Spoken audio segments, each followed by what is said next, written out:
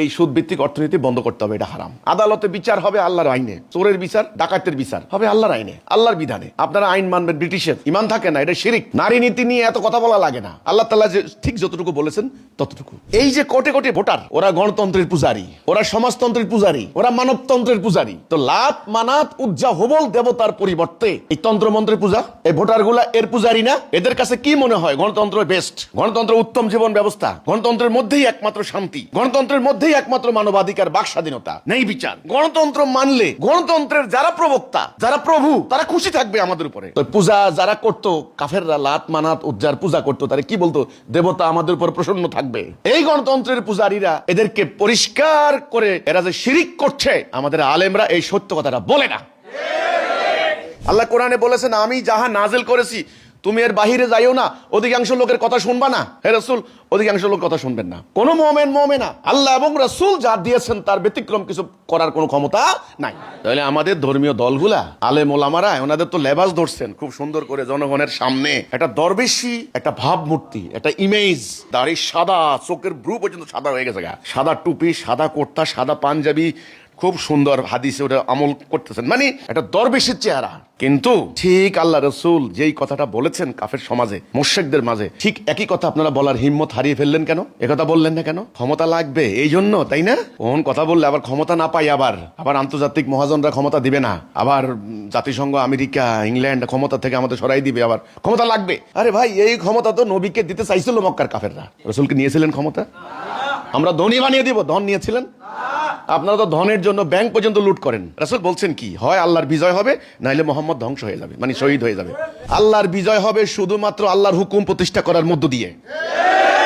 মান ক্বালা লা ইলাহা ইল্লাল্লাহ ফাদাখালাল জান্নাহ, যে বলল লা ইলাহা ইল্লাল্লাহ সে জান্নাত যাবে। লা ইলাহা ইল্লাল্লাহ মানে কি? আল্লাহর বিধান ছাড়া, আল্লাহর হুকুম ছাড়া আমি কারো হুকুম মানি না। এই কথার মধ্যে যারা আসবে না, তারা কাফের, মুশরিক, জালেম, ফাসিক, মুনাফিক। এদের জান্নাত হারাম। আমরা মুসলিম, আমাদের রাষ্ট্র চলবে আল্লাহর বিধানে। আল্লাহর হুকুম ছাড়া কারো হুকুম মানি না, মানবো না। বিধান চলবে আল্লাহর, হুকুম চলবে আল্লাহর। আল্লাহর হুকুমের উপর ভিত্তি করে যেই নিয়ম কানুন রচিত হবে, সেই মোতাবেক রাষ্ট্র চলবে। সংসদে যারা নির্বাচিত হচ্ছেন, জনগণের নির্বাচিত প্রতিনিধি, রাষ্ট্র চালাবে, এটা আমার কোনো আপত্তি নাই। ইসলামে কিন্তু এই ব্যাপারে কোনো নিষেধাজ্ঞা নাই, এটা ভালো, ওকে। আল্লাহ বলেছেন শরিয়া তোমাদেরকে দিয়েছি। কিভাবে ইসলামী দলগুলি শরিয়াকে অস্বীকার করতে পারে? এটা বলতে পারে যে আমরা শরিয়া কায়েম করব না। তাহলে আপনারা খালি জাতিসংঘের আইন দিয়ে রাষ্ট্র চালাইবেন, তাহলে আল্লাহর প্রতি ঈমান আনার অর্থ কি? দুঃখজনক কথা, ওনারা বলেন যে শুরা ভিত্তিক সরকার হবে। কিসের শুরা করবেন ওনারা? জনগণ যদি আল্লাহর হুকুমের উপর ভিত্তি করা রাষ্ট্র ব্যবস্থা কায়েম না করে, তখন শুরার কোনো দাম নাই, কোনো মানে নাই। কার হুকুম দিয়ে রাষ্ট্র চালাবে, এটা মোস্ট ইম্পর্টেন্ট পয়েন্ট। আজ পর্যন্ত যখন সামনে একটা ইলেকশন, আপনারা বলতে পারলেন না যে না আমরা আল্লাহর হুকুম চাই, আল্লাহর বিধান চাই, রাষ্ট্র চলবে আল্লাহর বিধানের উপরে। এইবার ভোট আমারে দাও আর না দাও। আমার মনে হয় ওনাদের কাছে রাষ্ট্র পরিচালনার রূপরেখাটা নাই। আগামী দিন এই যে গণভোট হবে, এই সংস্কার প্রস্তাব মানেন কি মানেন না? Yes, no. আমি বলেছি এই ধরনের প্রস্তাব দিয়ে লাভ নাই, বরং আপনারা প্রস্তাব দেন আল্লাহর বিধান মানবেন কি মানবেন না, ইয়েস, নো। আজকে সমগ্র বিশ্ব একটা চরম অনিশ্চয়তা, আতঙ্ক, অশান্তি, অরাজকতা, এই পরিস্থিতির মধ্য দিয়ে যাচ্ছে। এক, দুই, বাংলাদেশ একটা চরম আতঙ্ক, ভয়, নিরাপত্তাহীনতা, মব সন্ত্রাস, ডাকাতি, চুরি, খুন, অর্থ পাচার, অর্থ লুণ্ঠন, এর ভিতর দিয়ে বাংলাদেশ যাচ্ছে। গুটি কয়েক লোকের কাছে বাংলাদেশের রাজনীতি, অর্থনীতি, বাণিজ্য নীতি সমস্ত কিছু বন্দী।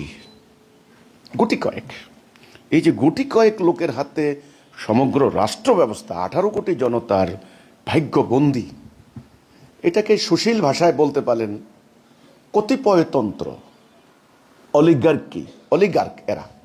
এটা সাধারণ মুসল্লিরা অনেকে বুঝবেন না আসলে, এটা যারা রাষ্ট্র সংক্রান্ত ব্যাপারে চিন্তা করে ওরা বুঝবে। অভিজাততন্ত্র, কতিপয়তন্ত্র, অলিগার্ক। আর ঠিক এটার বিরুদ্ধেই আন্দোলন করে, সংগ্রাম করে তারা প্রতিষ্ঠা করেছেন গণতন্ত্র, জনগণের শাসন। রাষ্ট্র হবে জনগণের, সরকার হবে জনগণের। সরকার জনগণের কথা বলবে, জনগণের স্বার্থ নিয়ে কাজ করবে।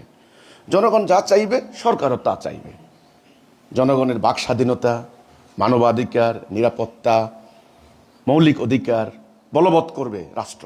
এই যে জনগণ যে রাষ্ট্রের মালিক, এই রাষ্ট্রের রাষ্ট্রীয় নাম দেওয়া হয়েছে রিপাবলিক, প্রজাতন্ত্রী। আর আমাদেরটা আরো একটু এক ধাপ বেশি টাইটেল লাগানো, পিপলস রিপাবলিক, গণপ্রজাতন্ত্রী। সাংঘাতিক ব্যাপার। কিন্তু বাস্তবে কি? বাস্তবে 18 কোটি মানুষের দেশে, আমি এখানে হিন্দু, বৌদ্ধ, মুসলমান, জাতি, বর্ণ, ধর্ম নির্বিশেষে কথা বলতে চাই, এই দেশে কিছু লোক দেশটাকে শাসন করছে, শোষণ করছে। ঠিক ব্রিটিশরা যেভাবে লুণ্ঠন করতো, এরা এভাবে লুণ্ঠন করছে। ব্রিটিশরা যেভাবে লুট করতো, এরা সেভাবে লুট করছে। লুটের প্রক্রিয়া, ধরন স্বাভাবিকভাবে 200 বছর আগের পুরনো আর এখন মডার্ন। তখন তো আর ফ্ল্যাক্সি লোড ছিল না, তখন তো আর সুইস ব্যাংকের টাকার একটা বাটন মানে চাপ দিলেই $1000 বিলিয়ন পাচার হয়ে যাওয়ার কোনো পসিবিলিটি ছিল না। তখন লুট করেছে রেল লাইন দিয়ে, একেবারে কালিকট বন্দর দিয়ে একদম বোঝাই করে নিয়ে গেছে জাহাজ ভরে। এখন লুট করছে ভিন্ন স্টাইলে। ডেইলি স্টার একটা ছবি দেখেন, অক্টোপাসের একটা ছবি দেখেন। একজন মানুষকে আপনারা দেখলে বুঝবেন, ওনার একটা কাল্পনিক ছবি আঁকছে একজন উপদেষ্টা। আচ্ছা, শিরোনাম কি দিয়েছে দেখেন, লর্ড অফ দ্য উইংস। আমরা হলিউডের একটা সিনেমা দেখছেন না, Lord of the Rings? Lord of the Rings ঠিক ওইটার অনুকূলে লর্ড অফ দ্য উইংস। মানে একজন ব্যক্তির হাতে 1 ডজনের উপর মন্ত্রণালয়, কর্তৃত্ব, নেতৃত্ব, সব বিদেশ থেকে যন্ত্রপাতি কিনা, পারচেজিং, তারপর মানে সমস্ত কিছু, অর্থাৎ যা কিছু আছে 10 থেকে 12টা মন্ত্রণালয়ের দায়িত্ব একজন লোক। আর সেই লোকটা হচ্ছে বাংলাদেশের একটা বিরাট কর্পোরেট বাণিজ্যের সে মালিক, লর্ড। সোজা কথা, লর্ড নাম দিয়েছে লর্ড। ব্রিটেনে আপনারা জানেন লর্ড সভা বলতে একটা সভা আছে। ব্রিটেনের লর্ডরা লর্ডই আসলে। লর্ডে আপনারা যখন হাইকোর্টে যাবেন দেখবেন হাইকোর্টের বিচারকদেরকে ড্রেস করে আমাদের উকিলরা বলে মি লর্ড, লর্ড। কিন্তু আমরা যারা ধর্ম পাগল মানুষ, ধর্ম বিশ্বাসী মানুষ, আমাদের লর্ডটা কে? আমরা লর্ড মনে করি, ও মাই লর্ড। আমরা লর্ড বলি না, আল্লাহ। লর্ড হচ্ছে আমাদের আল্লাহ। কিন্তু আজকে এই জনতার ভাগ্য যাদের হাতে নিয়ন্ত্রিত, তারা এখন জনতার লর্ড। একসময় ব্রিটিশরা ছিল লর্ড। ওরা আলাদা সভা, ওরা পাবলিকের সাথে বসবে না, নিচে নিম্নকক্ষে বসবে না, নিম্নকক্ষে বসবে না। ওরা লর্ড, কিন্তু ওরা লর্ড সভা, সবাই আছে লর্ড সভা। মানে ব্রিটেনের এই যে দ্বিকক্ষ বিশিষ্ট পার্লামেন্ট যারা, আমাদের এখানেও কিন্তু এখন আলী রিয়াজ সাহেব কিন্তু প্রস্তাব করছেন যে সিনেট হবে, উচ্চকক্ষ 100 আসন বিশিষ্ট সিনেট, ওইটাও মনে করেন লর্ড সভা একটা। আজকে বাংলাদেশ নামক এই রাষ্ট্রটা, এই 18 থেকে 20 কোটি মানুষের ভাগ্য কিছু লোকের হাতে বন্দী হয়ে গেছে। এটা সিন্ডিকেট, এটা ডিপ স্টেট, এদের হাতে আজকে রাষ্ট্র, রাষ্ট্রের অর্থনীতি, রাষ্ট্রের বাণিজ্য নীতি, সমরনীতি, রাষ্ট্রের আপনার হলো পলিসি মেকিং, পররাষ্ট্রনীতি, যা কিছু আছে সব এদের হাতে। আর এই যে ভোট দেখেন, একটা ভোট হচ্ছে না, এটা মূলা, আমি নাম দিয়েছি এটা মূলা, এটা আমি বহু আগে নাম দিয়েছি। কিচ্ছু না, এতে করে জনগণের ভাগ্যের কোনো পরিবর্তন হবে না, আনচেঞ্জড দেখবেন। আর এই যে নির্বাচনে এবারে ইশতেহার ঘোষণা করছে, হ্যাঁ সবাই করছে, জাতীয়তাবাদী দলগুলি করছে, বাম দলগুলো করছে, ধর্মীয় সংগঠন ইশতেহার ঘোষণা করে কি করব, এই করব, ওই করব, এই দিব, ওই দিব, মানে শুধু প্রতিশ্রুতি, ওয়াদা ওয়াদা। আরে সবাই জানে এগুলি রাজনৈতিক ওয়াদা। এসব উন্নয়নের কাহিনী গত সরকার কম শুনাইছে? হ্যাঁ, রাষ্ট্র বাংলাদেশকে উন্নয়নশীল উন্নত রাষ্ট্রে পরিণত করব, সিঙ্গাপুর বানিয়ে ফেলবো, তো এই ধরনের উন্নয়নের গল্প শুনাইছে। মানুষ আসলে উন্নয়নের গল্প শুনতে চায় না। মানুষের এখন বড় সংকট হচ্ছে নিরাপত্তা। মানুষ শান্তিতে ঘুমাতে চায়, শান্তি নাই। মানুষের অর্থনৈতিক সংকট, মানুষের জীবন ধারণ কঠিন হয়ে যাচ্ছে, এটা নিশ্চয়তা কেউ দিতে পারে নাই। ন্যায় বিচার, আদালতে কোনো ন্যায় বিচার নাই। ব্যবসায়ীরা বলেছে কিছুদিন আগে 1 লক্ষ টাকা 10,000 টাকা ঘুষ লাগতো, এখন সেই কাজে লাগে 1 লক্ষ টাকা ঘুষ। আদালতে দেখেন শুধু টাকার খেলা। যার টাকা আছে তার জামিন হচ্ছে, যার টাকা নাই তার জামিন হলেও 10 মামলা সঙ্গে সঙ্গে লাগিয়ে দেওয়া হচ্ছে। আজকের জুমার দিনে এই কথাগুলির প্রাসঙ্গিকতা কোথা থেকে আসছে? এখন এই অরাজকতা বন্ধের জন্য কি করবেন? জনগণকে তো একদিকে নিয়ে গেছে নির্বাচন নির্বাচন, জনগণ পাগল হয়ে গেছে। জীবনে কয় ভোটাধিকার। আরে মিয়া, ভোটাধিকারের থেকে তোমার বড় অধিকার হচ্ছে নিরাপত্তার অধিকার, বেঁচে থাকার অধিকার, তোমার বাক স্বাধীনতা, কথা বলার অধিকার, তোমার নেই বিচার পাওয়ার অধিকার। না, নাগাই দিছে ভোটাধিকার। প্রথম ভোট দিবে কোটি কোটি লোক, প্রায় 13 কোটি ভোটার, আজকে আসছে প্রায় 49% মহিলা। শান্তি দিতে পারবে না। আমরা বলেছি শান্তির একমাত্র গ্যারান্টি আল্লাহর দিন, আল্লাহ দেওয়া দিনুল হক। এই কথাটা দুর্ভাগ্যজনক। সত্য কথা হচ্ছে এই, বাংলাদেশে ইসলামের কথা বলে, ইসলামের দোহাই দেয়, ইসলামের কথা বলে রাজনীতি করে ইসলামী সংগঠনগুলো। আমি জাতীয়তাবাদী, সেকুলার, গণতান্ত্রিক, বাম, ওদের কথা আমি বাদ দিলাম। যারা ইসলামের কথা বলেছে এতদিন, আমরা খেলাফত করব, শাসনতন্ত্র করব, আল্লাহর আইন প্রতিষ্ঠা করব, তারাও কি করেছে দেখেন। এবারে নির্বাচন সামনে নিয়ে আস্তে আস্তে আস্তে আস্তে ইসলাম প্রতিষ্ঠার কথা থেকে তারা সরে গেছে। কথার মার প্যাচ লাগিয়ে দিয়েছে। কি কল্যাণ রাষ্ট্র, ইনসাফ ভিত্তিক রাষ্ট্র, নেই বিচার।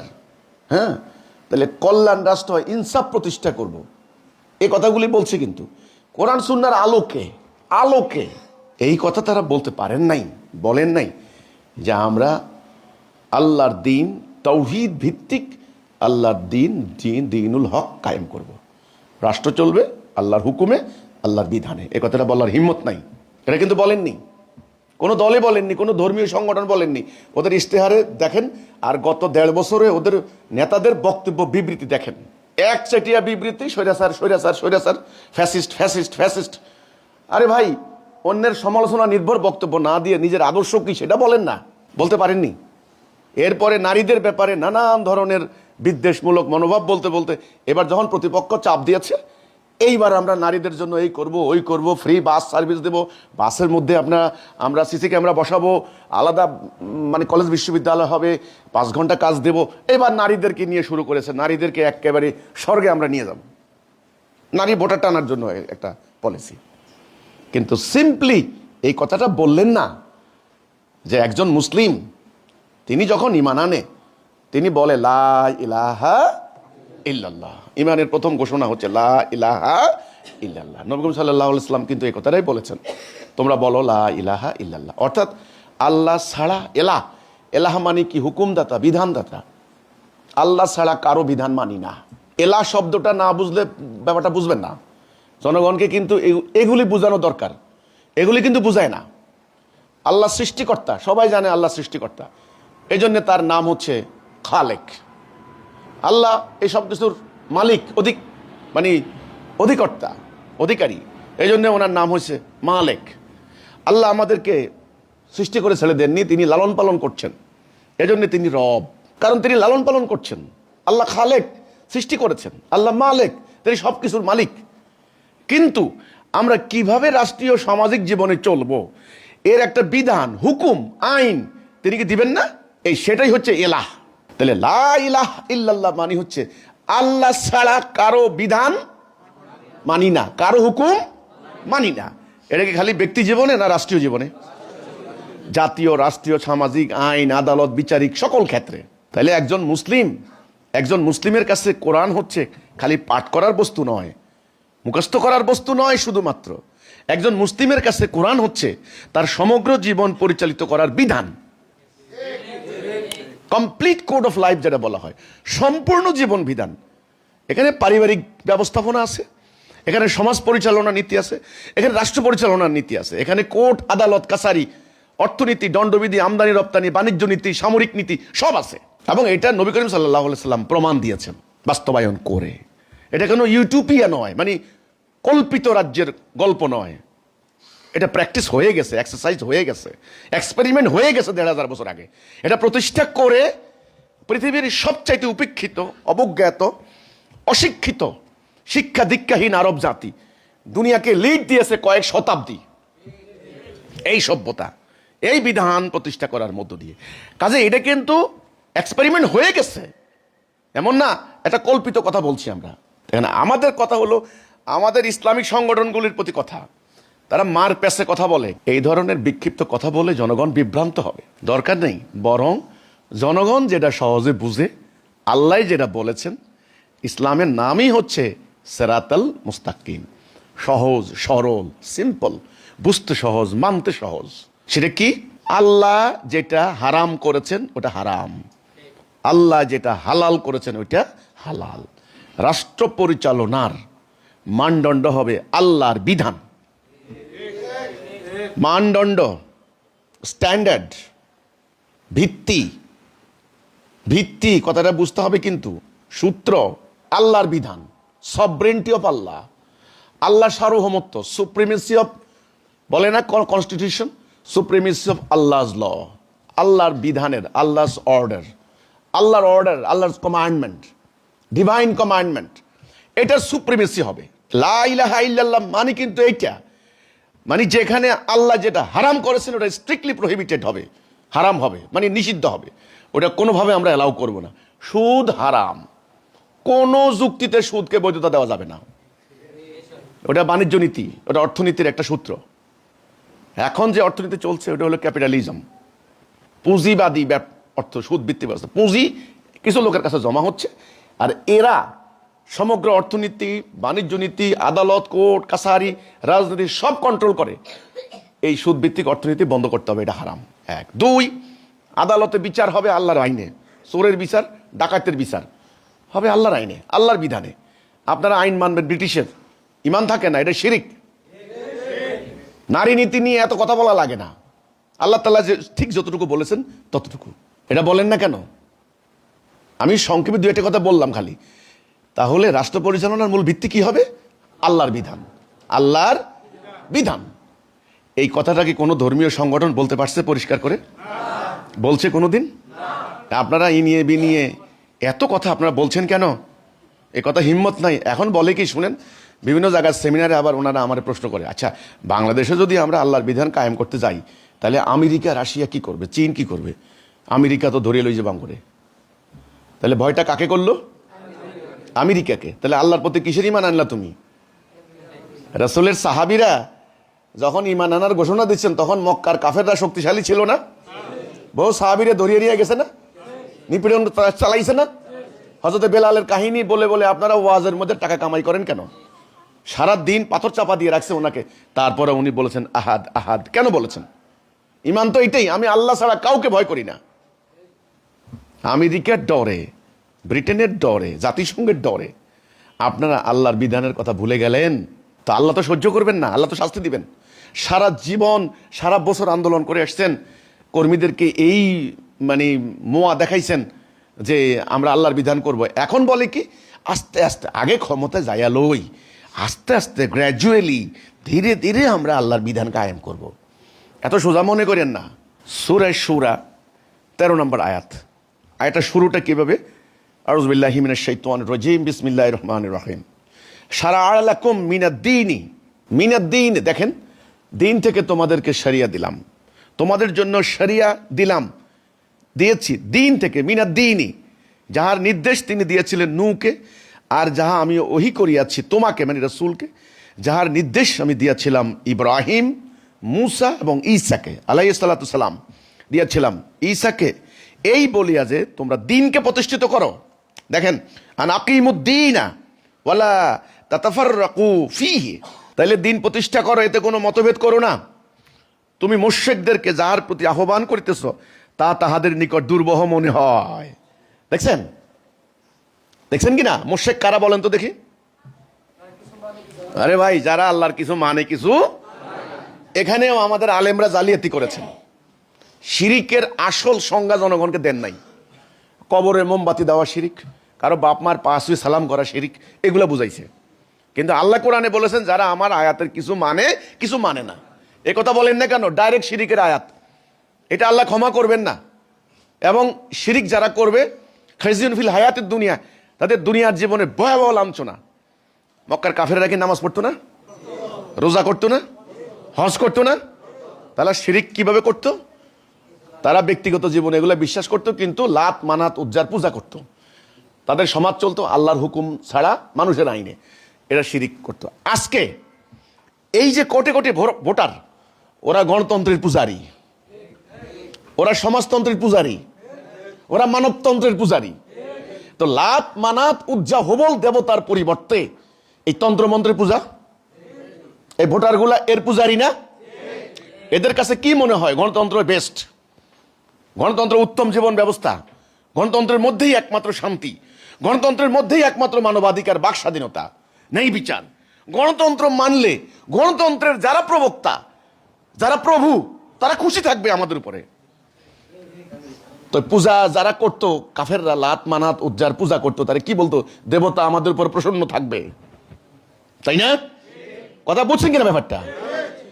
এই গণতন্ত্রের পূজারীরা এদেরকে পরিষ্কার করে এরা যে শিরিক করছে, আমাদের আলেমরা এই সত্য কথাটা বলে না।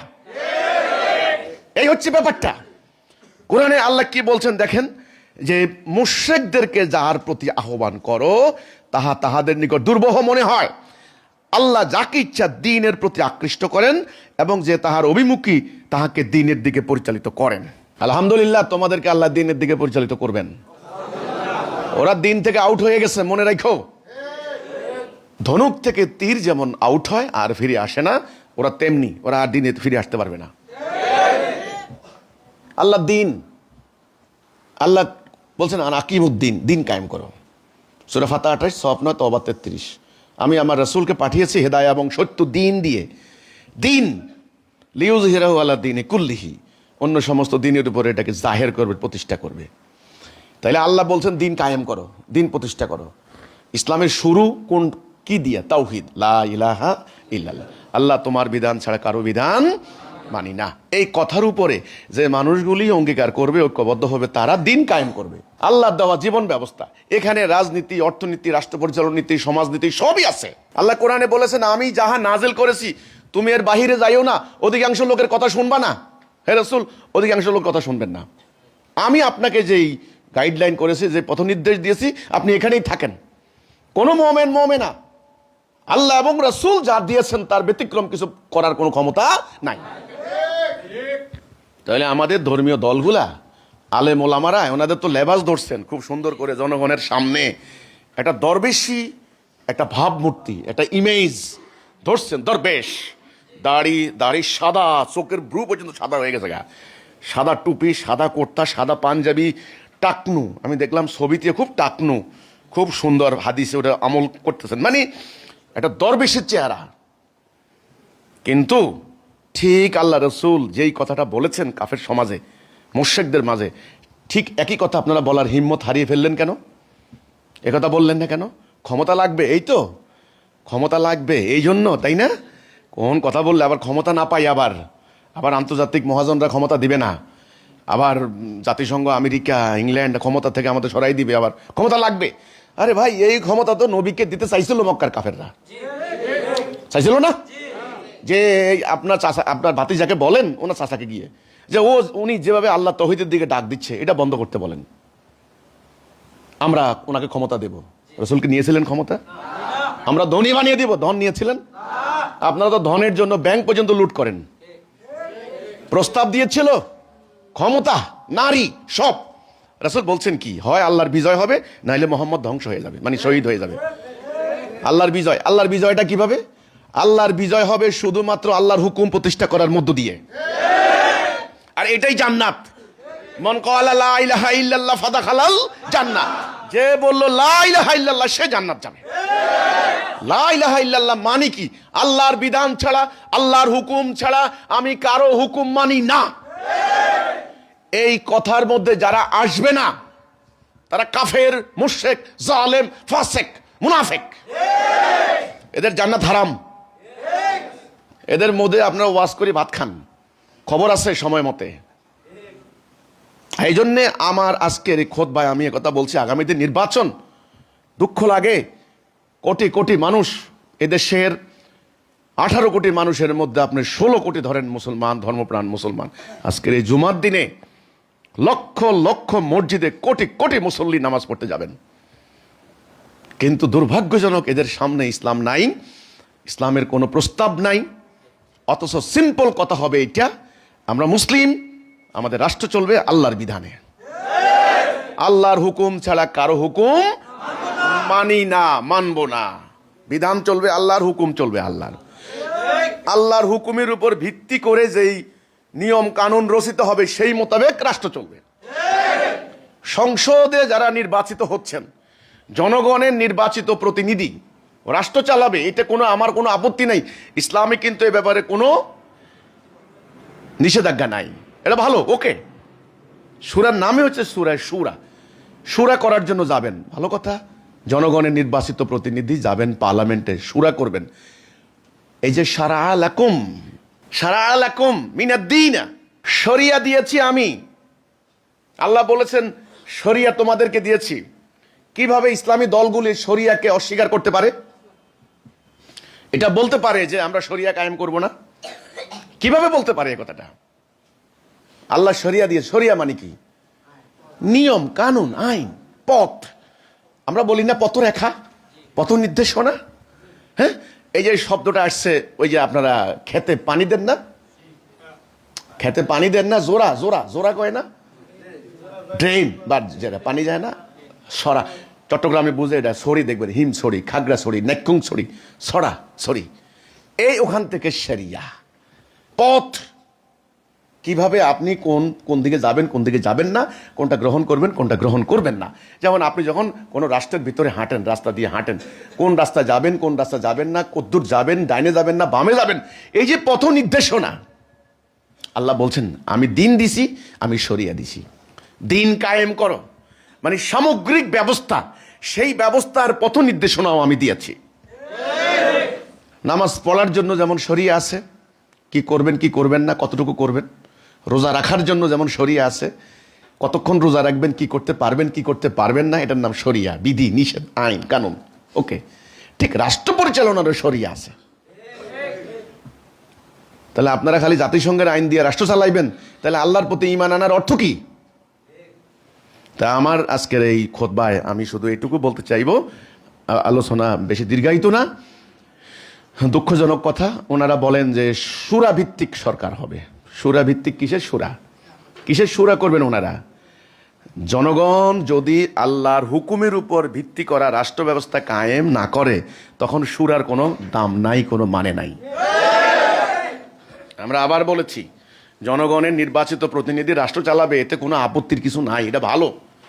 কিন্তু ওই প্রতিনিধি পার্লামেন্টে গিয়ে কার হুকুম দিয়ে রাষ্ট্র চালাবে, এটা মোস্ট ইম্পর্টেন্ট পয়েন্ট। যদি আল্লাহর হুকুম দেয়, আল্লাহর হুকুম মানে, তবে তারা মোমেন, এবং ওইটা হবে আল্লাহর খেলাফত, ওইটা হবে শুরা।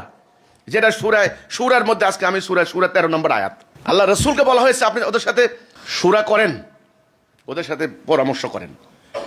কিন্তু পার্লামেন্টে গিয়ে তারা যদি আল্লাহর হুকুম বাদ দিয়া নিজেদের মস্তিষ্ক প্রসূত, নিজেদের হাওয়াউন কামনা বাসনা প্রসূত বিধান দ্বারা রাষ্ট্র চালায়, ওইটা হবে হাওয়াউন, ওইটা হবে দলালা, ওইটা হবে গয়রুল্লাহ, ওইটা হবে তাগুদ। ক্লিয়ার? ওই তাগুদের আন্ডারে যারাই বাস করবে, সকলের ঈমান ফৌত হয়ে যাবে, একদম সোজা। তাহলে আমার এই বক্তব্যের যদি কোনো অবজেকশন থাকে, মোহতারাম উলামায়ে কেরাম, আমার ভুল ধরাই দেন, আমি কৃতজ্ঞ থাকব। কিন্তু আমি স্বনির্বন্ধ অনুরোধ করবো আজকের এই জুমার খুতবায়, দয়া করে আল্লাহর হুকুমের অতি ব্যাখ্যা, বিকৃত ব্যাখ্যা, ভুল ব্যাখ্যা, বাড়াবাড়িমূলক ব্যাখ্যা দিয়ে আর জনগণকে বিভ্রান্ত কেউ করেন না। সিম্পল স্ট্রেট ফরওয়ার্ড কথা বলেন, প্রতিটা ব্যাপারে রায় দেন, কারা মোমেন কারা কাফের, কি করলে মোমেন কি করলে কাফের, স্পষ্ট কথা বলেন, এবং জনগণের সামনে তাওহীদের প্রস্তাব দেন, আল্লাহ দ্বীন কবুল করার প্রস্তাব দেন, আল্লাহ দ্বীন প্রতিষ্ঠা করার কথা বলেন, জিহাদের কথা বলেন, কিতালের কথা বলেন, ঐক্যের কথা বলেন, শৃঙ্খলার কথা বলেন। আর পুরো জনগোষ্ঠীকে যেইভাবে গণতন্ত্রের নামে এই যে হানাহানির ভিতরে ঢুকিয়ে দেওয়া হয়েছে, ওখান থেকে বের করতে পারবেন না, আপনারা শান্তি পাবেন না। এটা হলো আমার কথাটা। আজকের এই খুতবার আমি এই অংশটুকু এখানেই শেষ করলাম। আমার কাছে খুবই মানে কষ্টদায়ক একটা ব্যাপার, আমি জাতীয়তাবাদী দলগুলি বা সেকুলার দলগুলি অথবা গণতান্ত্রিক দল, বাম দল, এরা তো আর ইসলামের কথা বলে নাই, ওকে, আমি ওদেরকে দায়ী করতে পারছি না। ওরা আমার এই বক্তব্য থেকে আমার মানে আউট অফ কনসার্ন যাকে বলা হয়, আউট অফ সাবজেক্ট, ওদেরকে আমি বাদ দিলাম, কিন্তু আপনারা যারা ধর্মীয় সংগঠন, ইসলামী আন্দোলন, ইসলামিক দল, নানান ভাগে ভাগ হয়ে আপনারা এতদিন পর্যন্ত আপনাদের এই ধর্মপ্রাণ মানুষগুলারে ঐক্যবদ্ধ করছেন, আজ পর্যন্ত যখন সামনে একটা ইলেকশন আপনারা বলতে পারলেন না যে না আমরা আল্লাহর হুকুম চাই, আল্লাহর বিধান চাই, রাষ্ট্র চলবে আল্লাহর বিধানের উপরে, এইবার ভোট আমারে দাও আর না দাও, এ কথা বললেন না কেন? কারণ আমার মনে হয় ওনাদের কাছে রাষ্ট্র পরিচালনার রূপরেখাটা নাই। এটা হলো আমার কথাটা, রূপরেখাটা নাই। তো আল্লাহ আমাদেরকে তাওহীদে ঐক্যবদ্ধ হওয়ার তো তৌফিক দান করুক। তাহলে আশা করি ব্যাপারটা বুঝছেন, ক্লিয়ার? শুরা ভিত্তিক সরকার এই কথার কোনো মানে নাই, এটা কিন্তু বিচ্ছিন্ন মানুষ বুঝবে না। খেলাফত ব্যবস্থা এটাও কিন্তু বুঝবে না। আসলে আলাদা খেলাফত ব্যবস্থা বলতে কোনো সিস্টেম নাই। মেইন ব্যাপারটা হচ্ছে, ব্যাপারটা আবার বলি, ব্যাপারটা হচ্ছে তাওহীদের উপরে রাসূলুল্লাহ সাল্লাল্লাহু আলাইহি ওয়াসাল্লাম একটা জাতি তৈরি করেছেন। আল্লাহ সবরেন্টির উপরে, আইন বিধান নিয়ম কানুন, হ্যাঁ, রুলস রেজুলেশন সবকিছু হবে আল্লাহ তাওহীদের উপর ভিত্তি করা, সবরেন্টি অফ আল্লাহ। আচ্ছা, এই জাতিটাকে বলা হয়েছে উম্মাহ। এখন এই জাতিটা কিভাবে পরিচালিত হবে? একজন নেতা, উনি হচ্ছেন ইমাম। ওকে, বিভিন্ন জায়গায় যারা দায়িত্ব পালন করছেন তারা হচ্ছেন আমির। ওকে, এখন এই রাষ্ট্রের বিভিন্ন কার্যাবলী কোনটা হবে কোনটা হবে না, স্থান কাল পাত্র ভেদে পরামর্শ করার জন্য এটার নাম শুরা। কথা ক্লিয়ার? আর এই সমগ্র সিস্টেমটাই হচ্ছে আল্লাহর খেলাফত। এই এখন আপনি যদি জনগণের সামনে যদি বলেন এই যে খেলাফত ব্যবস্থা, শুরা ব্যবস্থা, জনগণ কিন্তু কিচ্ছু বুঝবে না। এই জন্য জনগণকে শুরু করতে হবে তাওহীদ থেকে। শুরু করতে হবে কি থেকে? তাওহীদ থেকে, যে তুমি আল্লাহর বিধান, আল্লাহর হুকুম, আল্লাহর আনুগত্য করবা কি করবা না, ইয়েস নো। যেমন আগামী দিন এই যে গণভোট হবে, কি এই এই মানে এই সংস্কার প্রস্তাব মানেন কি মানেন না, ইয়েস নো। আমি বলেছি এই ধরনের প্রস্তাব দিয়ে লাভ নাই, বরং আপনারা প্রস্তাব দেন আল্লাহর বিধান মানবেন কি মানবেন না, ইয়েস নো। তো আশা করি পরিষ্কার হয়ে গেল। তাহলে ইসলামের আগে কি হবে? ঈমান, লা ইলাহা ইল্লাল্লাহ মুহাম্মাদুর রাসূলুল্লাহ, পরে হলো আমল, আগে ঈমান। আজকে আমার কথা হলো এই জাতির ঈমান নাই, শেষ। আল্লাহ হাফেজ, সালামু আলাইকুম।